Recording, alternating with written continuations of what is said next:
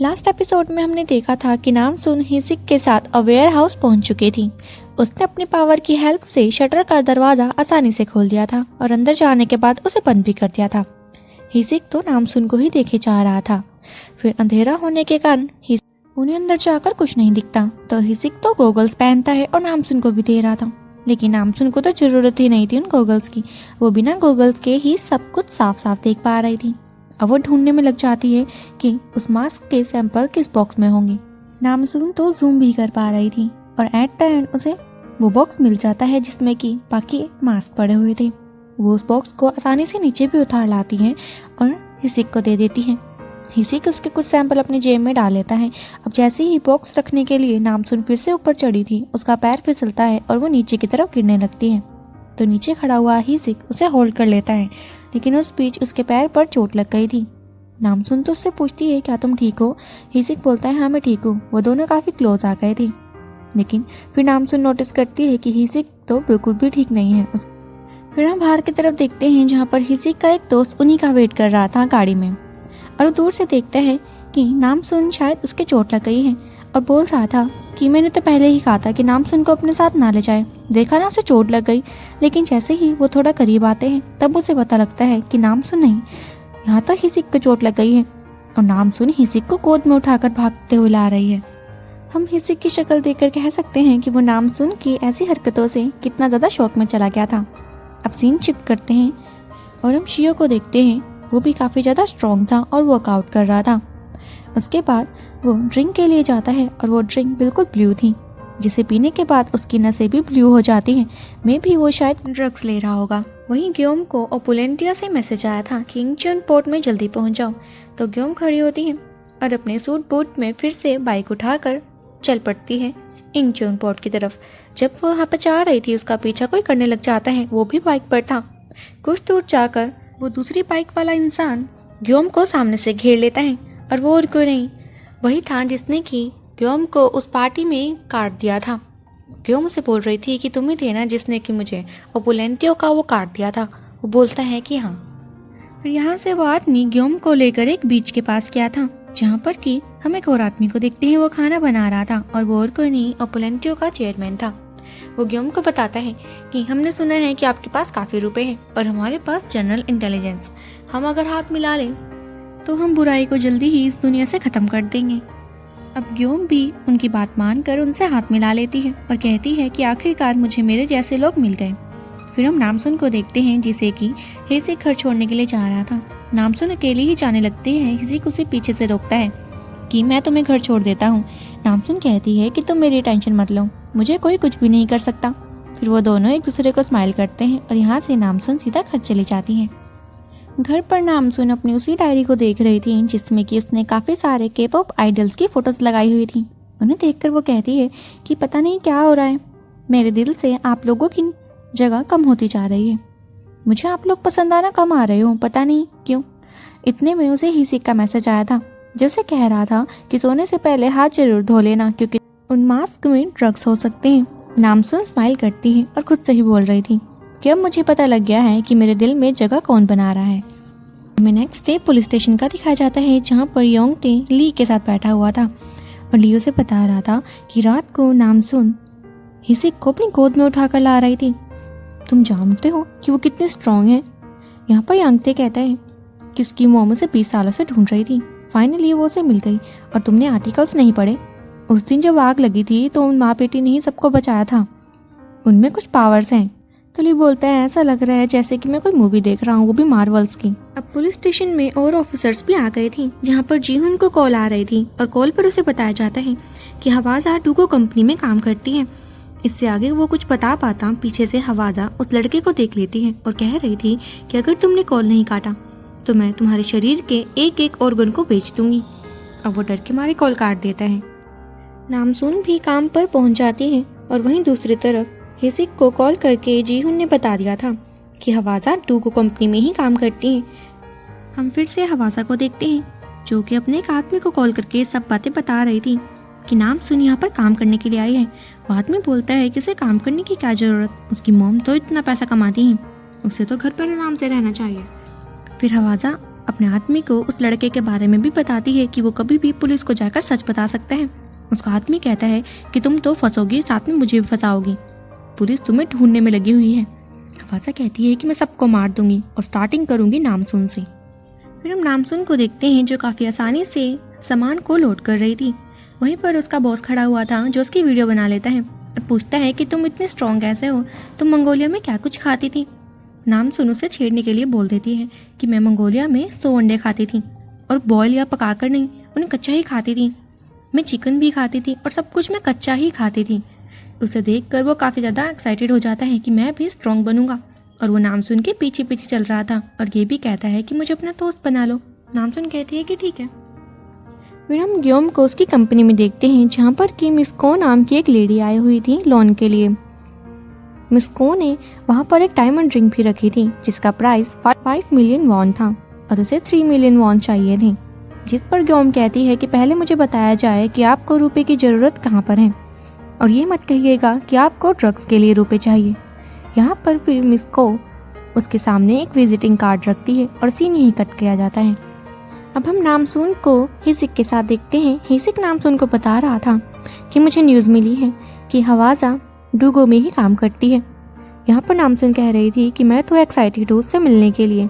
हिसिक मना करता है कि वो एक क्रिमिनल है, हम उसे जेल में डाल देंगे। नामसून कहती है कि मेरी मॉम को ये सुनकर बिल्कुल भी अच्छा नहीं लगेगा क्योंकि उनका मानना है कि लोग बदल जाते हैं टाइम के साथ अगर उन्हें सही शिक्षा दी जाए। फिर हम हिसिक की टीम को देखते हैं जो ड्रग्स की चेकिंग कर रहे थे और उन्हें पता लगता है कि ड्रग्स तो मास्क में है ही नहीं।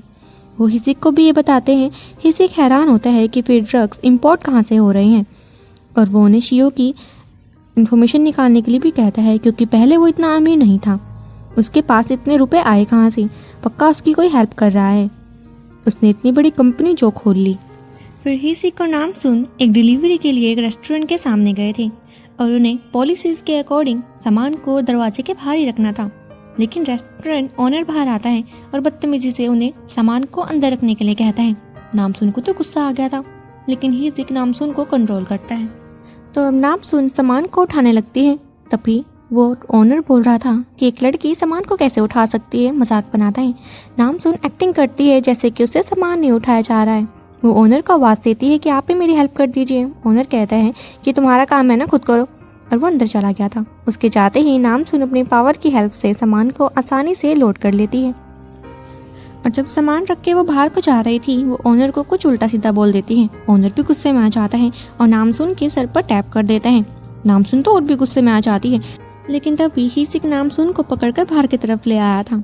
जब गाड़ी में वो दोनों बैठते हैं नामसून जैकेट उतार कर हिसिक के मुंह पर दे मारती है और कहती है अभी मेरा काम पूरा नहीं हुआ। वो वापस अंदर गई थी और ओनर को बोलती है कि मैं यहाँ पर अब कस्टमर की तरह आई हूँ, मुझे खाना सर्व करो। ओनर समझ गया था कि ये मुझसे बदला लेने के लिए वापस आई है। वो उसे खाना देने से साफ मना कर रहा था कि मैं तुम्हें खाना नहीं दूंगा, तुम यहाँ से चली जाओ। नामसून कहती है कि आप अपने कस्टमर के साथ ऐसे कैसे बात कर सकते हैं। ओनर बोलता है कि तुमने पूरा बड़ा टेबल घेर रखा है, मैं तुम्हें यहाँ पर खाना नहीं दूंगा, यहाँ से निकलो। नामसून को गुस्सा आता है, वो जोर से अपने हाथ को टेबल पर दे मारती है और उस टेबल को छोटा कर देती है। उसे देखकर तो ओनर भी डर गया था। नामसून फिर बोलती है कि अब तो ये टेबल छोटा हो गया ना, जाओ आप खाना लेकर आओ। अब ओनर भी डर गया था तो इसलिए खाना ले आता है। नामसून उस खाने को एंजॉय करती है और पैसे भी ओनर के मुंह पर दे मारती है। अब इसके बाद हम ग्योम को देखते हैं जो कि ब्रेंड सॉन्ग नामक एक आदमी से मिलने के लिए गई हुई थी। वो आदमी ब्लैक मनी को वाइट मनी में बदलने का काम करता है। वहाँ पर वो ग्योम को बताता है कि अगर आप अपने रुपए को ब्लैक मनी से वाइट में बदलना चाहते हैं तो आपको उन रुपीज़ को इन्वेस्ट कर देना चाहिए अनमर्स्टैम की बिल्डिंग्स में, और आपको ये डच गवर्नमेंट के थ्रू करना चाहिए क्योंकि डच गवर्नमेंट कोरियन गवर्नमेंट के साथ कोऑपरेट नहीं करती। अगर आपने ऐसा किया तो आपके रुपए कभी भी ट्रेस नहीं होंगे।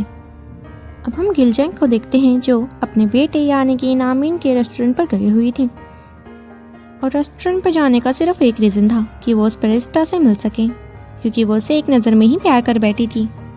वो बात कर ही रहे थे कि उस बैरिस्टा की बेटी का कॉल आ जाता है जो उसे बता रही थी कि मेरा एक्सीडेंट हो गया है और मुझे 20 मिलियन युआन की ज़रूरत है।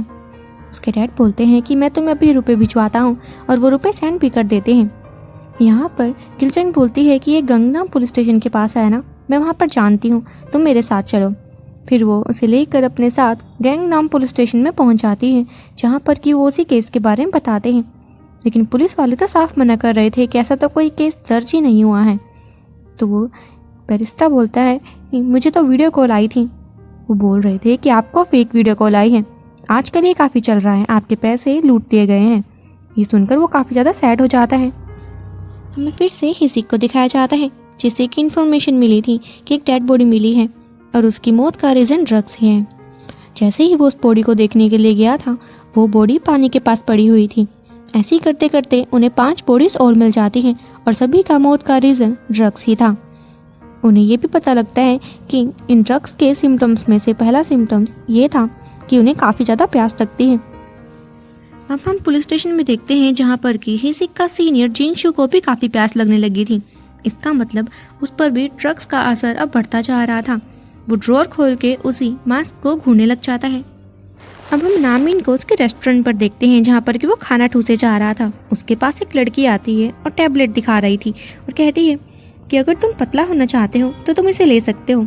मैं भी तुम्हारी तरह काफ़ी मोटी थी, लेकिन इन टैबलेट्स के बाद मैं पतली हो गई। उसे वो टैबलेट देने के बाद वो लड़की वहाँ से चली जाती है और नामिन भी उन टैबलेट्स को ले लेता है। अब फिर से हमें नामसुन को दिखाया जाता है, जो कि रात को फिर से उसी वेयर हाउस में पहुंची हुई थी उन्हें ड्रग्स के सिलसिले में। लेकिन वहाँ पर उसे शियो दिख जाता है, जो कुछ कर रहा था। नामसुन फिर उसके पास जाती है और उसे बुलाने लगती है, लेकिन शियो तो उसे धक्का देकर दूर फेंक देता है। इसका मतलब शियो भी नामसुन की तरह काफ़ी ज़्यादा स्ट्रॉन्ग है। फिर हम ग्योम को देखते हैं, जिसे की न्यूज़ मिली थी कि रशियन माफिया डूगो के साथ काम कर रही है और अभी वो कोरिया में ही है। अब नामसुन भी घर आ गई थी और ग्योम से जाकर मिलती है। ग्योम बोलती है कि आजकल मेरी बेटी तो मेरी नज़रों के सामने आ ही नहीं रही है। नामसुन उसे बता देती है कि वो भी सीक्रेट मिशन पर है। उन्हें शक है कि डूगो में ड्रग्स की सप्लाई हो रही है और वो हिसिक के साथ मिलकर वहाँ की तलाशी लेना चाह रहे हैं। हमने वहाँ पर मास्क लिए भी थे, लेकिन उन मास्क में से कुछ नहीं निकला, इसलिए हिसिक के सीनियर ऑफिसर तो उसे मना कर रहे हैं और इस मिशन को बंद करने के लिए कह रहे हैं। लेकिन मैं जानती हूँ वहाँ पर कुछ तो अजीब है, मैंने वहाँ पर कुछ अजीब देखा। तभी नामसुन की नज़र पीछे पड़े हुए कंप्यूटर पर पड़ती है। उसमें शियो की फ़ोटो लगी हुई थी। वो उसके ऊपर उंगली करके बोलती है कि ये शियो है ना। यहाँ पर फिर ग्योम बोलती है, क्या तुमने इसे देखा? नामसुन हामी भरती है। ग्योम कहती है कि ये काफ़ी खतरनाक हो सकता है, तुम्हें अपना ध्यान रखना होगा, तुम और मैं मिलकर इस दुनिया को बदल देंगे। नामसुन भी हामी भरती है और कह रही थी कि हाँ मोम, मैं ये कर सकती हूँ। अब सीन शिफ्ट करते हैं पुलिस स्टेशन की तरफ, जहाँ पर कि हिसिक को भी ये पता लग गया था कि उन ड्रग्स के कारण ही लोगों की मौत हो रही है और ज़्यादा पानी पीने से उन ड्रग्स की पावर भी बढ़ रही है। तभी उसकी नज़र अपने सीनियर पर जाती है, जो कि काफ़ी पानी पी रहा था और उसे पानी पीने से रोकता है और कह रहा था कि आप पर भी ड्रग्स का असर बढ़ता जा रहा है, आपको पानी कम पीना है। अब हम शियो को उसकी कंपनी में देखते हैं, जहाँ पर वो नामसुन की वही वीडियोस देख रहा था जो कि मैनेजर ने अपलोड करी थी जब नामसुन उस सामान को लोड कर रही थी। उसे देखकर वो पहचान लेता है कि ये तो वही एरोप्लेन को धकेलने वाली लड़की है और उसे देखकर वो काफ़ी खुश भी हो रहा था। तभी ग्योम भी पुलिस स्टेशन आती है हिसिक से मिलने के लिए। हिसिक उसे जाकर मिलता है। ग्योम उसे बोल रही थी कि तुम डूगो में उस ड्रग्स केस की इन्वेस्टिगेशन करो और मैं शियो को ढूंढती हूँ। इस एपिसोड के लास्ट सीन में हम देखते हैं कि जब नामसुन डूगो में थी, वहाँ पर उसकी मुलाकात हवाजा से आखिरकार हो ही जाती है और इसी के साथ ये एपिसोड ख़त्म हो जाता है। सो फ्रेंड्स, अगर आपको मेरी वीडियोस अच्छी लग रही हैं तो मेरे चैनल को सब्सक्राइब करना मत भूलिएगा। मिलते हैं इस ड्रामा के नेक्स्ट एपिसोड में। Till then take care, good bye.